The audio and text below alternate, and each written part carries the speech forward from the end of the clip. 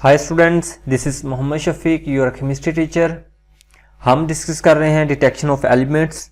इसमें हमारे 2 लेक्चर्स हो चुके हैं। In previous 2 lectures we have discussed how we can prepare sodium extract and how we can detect the nitrogen in our unknown organic compound. In first lecture we have discussed the preparation of sodium extract, and in second lecture we have discussed the detection of nitrogen. Okay, this is our third lecture. Third lecture is detection of sulfur. Test for sulfide. How we can test the sulfur or the presence of sulfur in unknown organic compound. अगर कोई भी unknown compound हमें दिया जाता है और उसमें अगर सल्फर प्रेजेंट है तो हम कैसे डिटेक्ट करेंगे कि इसके अंदर सल्फर प्रेजेंट है। जैसे हमने जब सोडियम एक्सट्रैक्ट को प्रिपेयर किया था तो हमने उसमें सोडियम मेटल को डाल के फ्यूजन ट्यूब में उसको मेल्ट करके उसके बाद हमने अननोन कंपाउंड डाला था। मीन्स जो हमारे पास सोडियम जो एक्सट्रैक्ट है, सोडियम एक्सट्रैक्ट के अंदर अननोन कंपाउंड है। अगर उसके अंदर सल्फर है तो हम उसको कैसे डिटेक्ट करेंगे, अगर उसके अंदर नाइट्रोजन है तो उसको हम कैसे डिटेक्ट करेंगे। नाइट्रोजन वाला तो हमने प्रीवियस लेक्चर में जो है वो स्टडी कर लिया, वो देख लिया कि जो नाइट्रोजन अगर प्रेजेंट हो तो हम उसको कैसे डिटेक्ट करेंगे, उसका हम टेस्ट कैसे करेंगे। अब बात करते हैं कि अगर उस अननोन कंपाउंड में सल्फर हो या सल्फाइड हो तो हम उसको कैसे डिटेक्ट करेंगे। ठीक हो गया। तो इस लेक्चर में हम ये सीखेंगे कि सल्फर को, सल्फाइड को हम कैसे डिटेक्ट कर सकते हैं। अब सल्फाइड के लिए 2 टेस्ट हम यूज करते हैं जिनसे हम जो है सल्फाइड को टेस्ट कर सकते हैं, सल्फाइड को डिटेक्ट कर सकते हैं। पहला है नाइट्रोपोरोसाइड टेस्ट, सेकंड है लेड एसीटेट टेस्ट। ठीक हो गया। फर्स्ट हमारे पास जो है वो है नाइट्रोपोरोसाइड टेस्ट, सेकंड हमारे पास जो है लेड एसीटेट टेस्ट। ठीक हो गया। हम जो है पहले वाला जो है उसको डिस्कस करेंगे जो हमारे पास है नाइट्रोपोरोसाइड टेस्ट, इसको हम पहले देखेंगे, उसके बाद जो है लेड एसीटेट टेस्ट हम देखेंगे। नाइट्रोपोरोसाइड जो है उसमें जो है हम क्या करेंगे, नाइट्रोपोरोसाइड सोल्यूशन जो है उसको हम यूज करेंगे सोडियम नाइट्रोपोरोसाइड। अब वो जो है हम फ्रेशली प्रिपेयर्ड सोल्यूशन जो है वो हम यूज करेंगे। अब यूज कैसे करेंगे, इसका प्रोसीजर क्या है, हम सल्फाइड को कैसे टेस्ट करेंगे।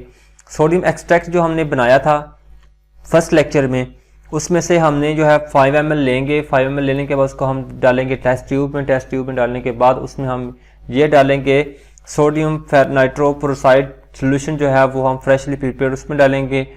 उसके बाद जो है पर्पल कलरेशन शो होएगी अगर सल्फाइड उसके अंदर प्रेजेंट हुआ तो।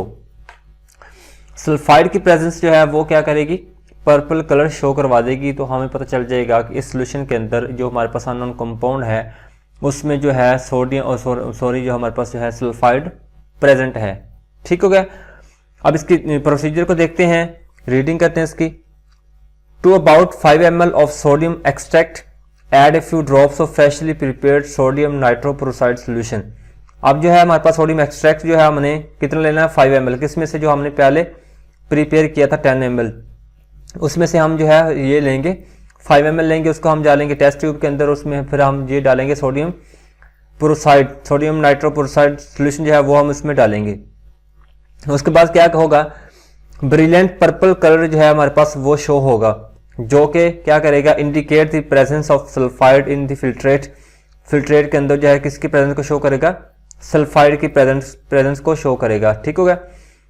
Therefore that of sulphur in the given organic compound, के ऑर्गेनिक कंपाउंड में जो है वो सल्फर प्रेजेंट है।